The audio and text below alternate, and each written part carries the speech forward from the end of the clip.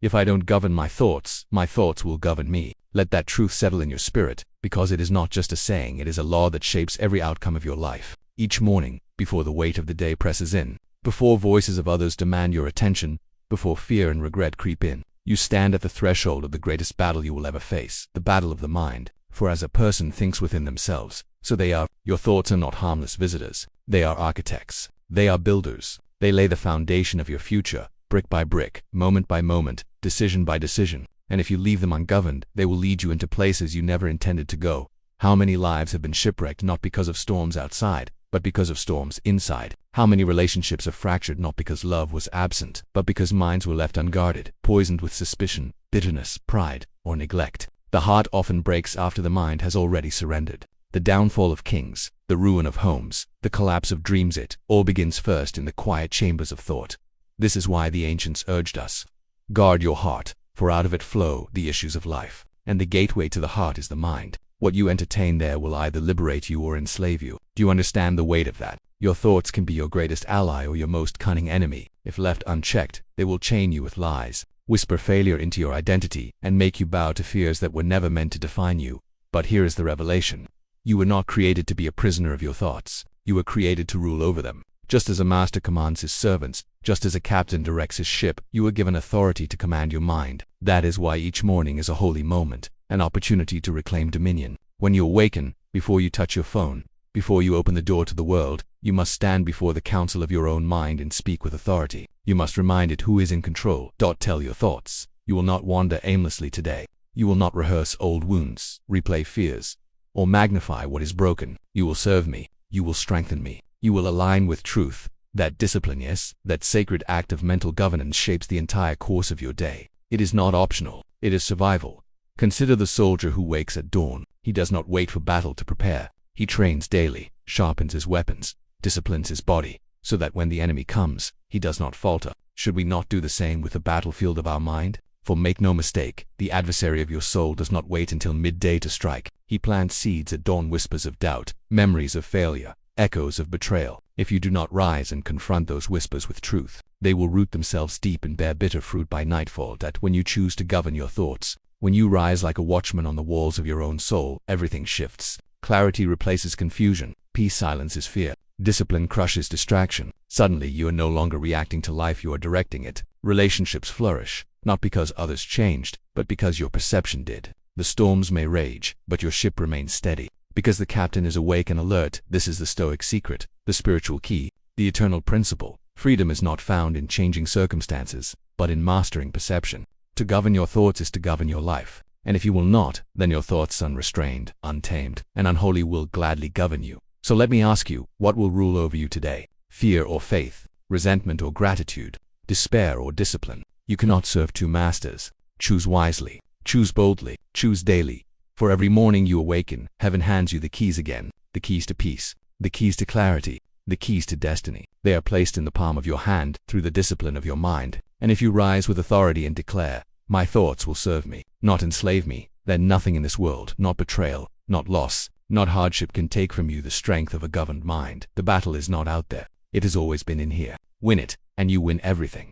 And hear me clearly, until you govern your thoughts, you will never truly govern your life. What I tolerate today becomes the standard of my tomorrow. Let that sink deep into your spirit, because it is not just about what you endure, it is about what you are silently teaching life, relationships, and even your own soul to expect from this moment forward. Every tolerance is a seed, and every seed becomes a harvest. Some of us are reaping pain not because we were cursed, but because we allowed yesterday's tolerances to grow unchecked. Think of it, what you allow to remain in your relationships, what you excuse in your friendships, what you justify in yourself. These things will not stay still. They multiply, they build, they take root until they become the culture of your existence. A single moment of silence in the face of disrespect becomes years of dishonor. A single day of neglect toward your inner life becomes decades of emptiness. Toleration is permission, and permission is agreement. Do you see it? Every compromise you make with yourself writes a contract with your future. When you wake up and tell yourself, it doesn't matter if they treat me this way, it doesn't matter if I stay silent, it doesn't matter if I neglect my own worth, you are not just surviving a moment, you are writing the blueprint for your tomorrow. And tomorrow will not ask your permission again. It will simply deliver what you allowed. This is why wisdom cries out, do not be deceived. What you sow, you will also reap. If you sow silence where there should have been truth, Do not be surprised when lies surround you. If you sow passivity where there should have been courage, do not be shocked when fear rules your steps. If you sow toleration of mistreatment, do not wonder why love feels absent. But here is the revelation: your toleration is not fixed. Every morning, heaven hands you the authority to draw a new line, to establish a new standard, to tell the world and your own soul, no more. And when you speak that with conviction, everything shifts. Suddenly, relationships must rise to meet your standard or fall away. Suddenly your own habits must align with your higher calling or be cut off. The very atmosphere around you bends to the authority of what you refuse to carry any longer. But I must warn you, this choice is costly. To raise your standard is to invite discomfort. People who benefited from your silence will resent your voice. Situations that thrived on your weakness will resist your strength. Even within yourself, the part that has grown comfortable with compromise will fight against change. But this resistance is the proof that transformation is near. Diamonds are not formed without pressure, and new life does not emerge without labor. If you want a different tomorrow, you must confront today's tolerations with unshakable courage. Let me speak plainly. Stop confusing patience with passivity. Patience endures for growth. Passivity endures for decay. Stop calling it humility when it is really fear of confrontation. Stop calling it love when it is really the avoidance of truth. Love without boundaries is not love, it is so. And truth without courage is not truth, it is silence dressed in fear. So, what must you do? Begin each morning by asking yourself, what am I tolerating that does not honor me, does not strengthen me, does not align with my calling? Write it down, name it, then draw the line. Declare it. Decide in your spirit. This ends today. Do not wait for others to agree.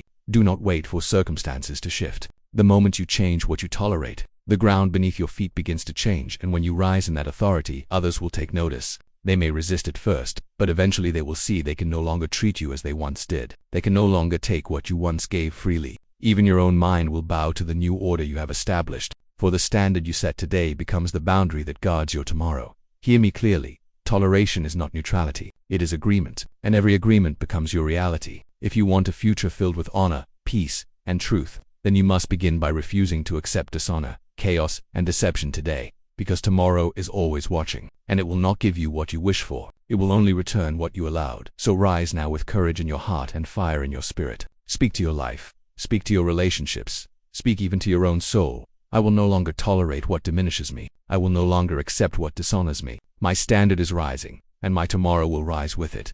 For the standard you set in this moment becomes the prophecy of your future, and the future will bow to the courage of your choice today. Peace is my responsibility, not a gift from others. Let that truth pierce through the noise of this world. Because so many live as though peace is something someone else must deliver to them, as if it is wrapped in the arms of another person, hidden in the comfort of circumstances, or buried within the approval of the crowd. But listen closely. Peace that can be taken away by another was never peace at all. True peace is not given to you. It is forged within you. Think about the way most hearts are restless. We live waiting for someone else to apologize before we feel calm. We wait for the economy to stabilize, for relationships to mend, for the storms of life to stop raging before we believe we can rest. But do you see the prison in that way of thinking? If your peace is chained to circumstances, then you are at the mercy of things you cannot control. You become a hostage to the actions of others, a slave to the turning of seasons. And yet, the greatest voices of wisdom through history, those who faced persecution, loss, betrayal, and exile, spoke of peace as something unshakable, unbreakable, untouched by the chaos around them. How? Because they understood the source. Peace does not come from the absence of trouble. Peace is the presence of discipline. Peace is the fruit of a mind that has been trained, a soul that has been anchored, a spirit that refuses to bow to fear. It is not a gift handed down by fickle men or fragile circumstances. It is a fortress you are called to build each day. But here is the urgency. If you do not claim responsibility for your peace, someone else will. The world will gladly dictate how you feel, and people will unconsciously pull you into their storms if you do not guard the stillness within. This is why the ancients spoke of guarding the mind and keeping the heart with diligence. It is your task, your calling, your daily battle. Each morning you awaken, you must make a choice. Will I carry peace within me today, or will I surrender it to the shifting winds of others? Do not wait until trouble comes to decide. Decide before the storm, so that when the winds rise, you remain unshaken, just as a tree digs its roots deep before the storm arrives. You must anchor your soul in peace before the chaos of the day confronts you. And do not be deceived. This peace is not passive. It is not indifference. It is strength. It takes more courage to hold your tongue when provoked than to lash out in anger. It takes more strength to remain calm in betrayal than to drown in bitterness. It takes divine resolve to walk through fire with composure, to stand in uncertainty without fear, to face rejection and still refuse to let it define your worth. This is not weakness. This is mastery. Ask yourself, How many relationships have collapsed because people demanded peace from each other instead of building it within themselves? How many homes are fractured because each person waits for the other to apologize first, to change first, to bring calm first? But peace that depends on others will always disappoint you. The only peace that lasts is the peace you cultivate, so rise each morning and speak to your own soul. Peace is mine to build today. I will not hand it over. I will not let anger rob me. I will not let fear dictate me. I will not let another person's chaos become my home. And as you declare it, live it, guard it, protect it like a treasure. For in truth, it is the greatest treasure. When you walk in that authority, something remarkable happens. Circumstances lose their power to control you. People begin to notice a strength in you they cannot shake. And even when storms rage around you, you will carry a stillness that defies logic, a calm that surpasses understanding. That is when you become unshakable. That is when your presence becomes healing to others. Because your peace is no longer something they can take, it is something that overflows from you to them. Hear this with urgency. If you keep waiting for peace to come from outside, you will die waiting. But if you choose today to take responsibility for it, to build it, to guard it, then you will walk through life with a power this world cannot break.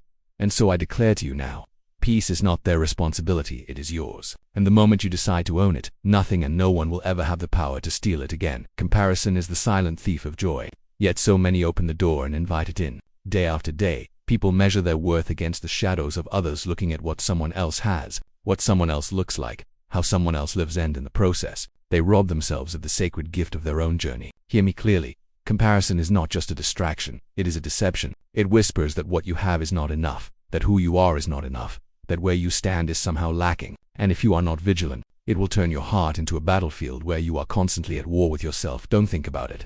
How often have you seen someone else's success and suddenly felt your own progress shrink in your eyes? How many times have you scrolled, watched, or listened to someone else's story and wondered, why not me? Why not now? And yet, the truth is this: your path was never designed to look like theirs. The same hand that wrote their story also wrote yours, and he makes no mistakes. When you chase another's assignment, you abandon your own. When you compare your beginning to their middle, or your valley to their mountain, you blind yourself to the treasure hidden in your season. The danger of comparison is not just that it breeds jealousy, it breeds blindness. It blinds you to the gifts within you, the strength you already carry, the miracles that are quietly unfolding in your life. You become so busy counting in others' blessings that you lose sight of your own. And what happens when gratitude leaves, peace leaves, contentment leaves, vision leaves? You cannot walk in clarity while your eyes are fixed on another's lane. But listen with urgency. Your time is coming, but you will miss it if you spend it watching someone else. Every seed grows at its appointed hour. No farmer stands in the field cursing the seed because it has not sprouted on the same day as another. No gardener tears up the ground because one plant grows faster than the rest. Each seed carries its own timeline, its own rhythm, its own divine appointment. And so do you. When you look at someone who seems to be ahead, remember this: they are running their race, not yours. What looks like ahead in the eyes of man may not even matter in eternity, and what looks like behind may actually be the preparation for a glory that cannot be rushed. Do not despise your process. Do not curse your waiting. For even in silence, heaven is working. Even in delay, purpose is being shaped. The ancients taught us this. Envy is the enemy of wisdom. For when you envy, you no longer see clearly. And when you cannot see clearly, you cannot walk rightly. So cut comparison at the root. Speak to your own soul and remind it, I am not in competition with anyone. My only measure is faithfulness to the call on my life. My only race is the one set before me.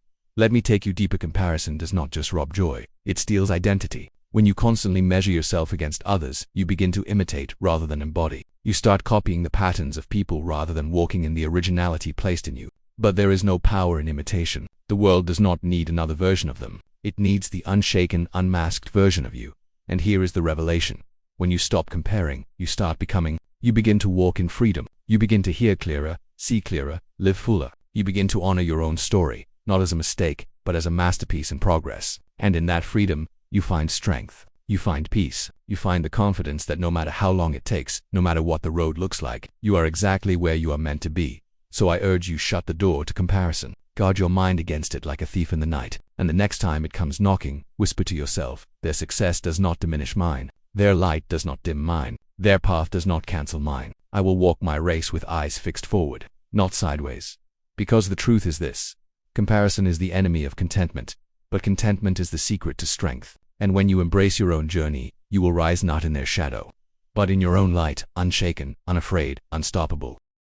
There is a prison many walk in without ever realizing it, a prison built not of bars, but of excuses. Excuses sound gentle at first. They sound like reasonable explanations. logical defenses, even innocent justifications. I'll start tomorrow. I'm not ready yet. If things were different, I could. But in truth, excuses are silent chains. They keep you bound while convincing you that you are free. They whisper that you have time when time is slipping through your hands. They lull you into comfort while robbing you of calling, and if you do not wake up, those excuses will bury your purpose long before the grave ever does. Excuses are dangerous because they dress themselves as wisdom. They say, wait until the right time.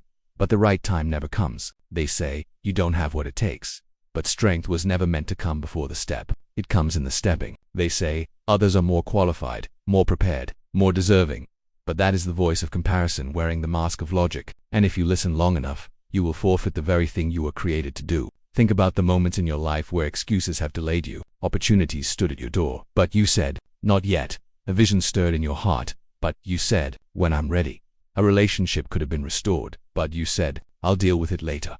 How many times has later become never? How many dreams have been buried under the soil of hesitation? Excuses kill silently. They don't strike with one blow, they drain you slowly, convincing you that tomorrow will always be there. But tomorrow is never promised. Here is the truth. There will always be a reason not to move. There will always be a storm outside, always a giant in the land, always an obstacle in your way. But if you wait for the storm to pass before you move, you will never take a step. If you wait for the giant to shrink, you will never fight. If you wait for the path to clear, you will never begin. Life does not hand you the perfect conditions. It hands you faith, and faith was never designed for perfect conditions. It was designed for impossible ones. Excuses also have another cost. They rob you of accountability. They make it easy to blame circumstances, people, timing, even fate. If only they supported me. If only I had more resources. If only things were easier. But excuses shift the weight outward when the truth is, the responsibility is inward. It's not about what others do. It's about what you choose. It's not about what the world withholds. It's about how you respond. Excuses place the pen of your story in someone else's hand. Responsibility puts it back in yours. And here is the revelation many miss.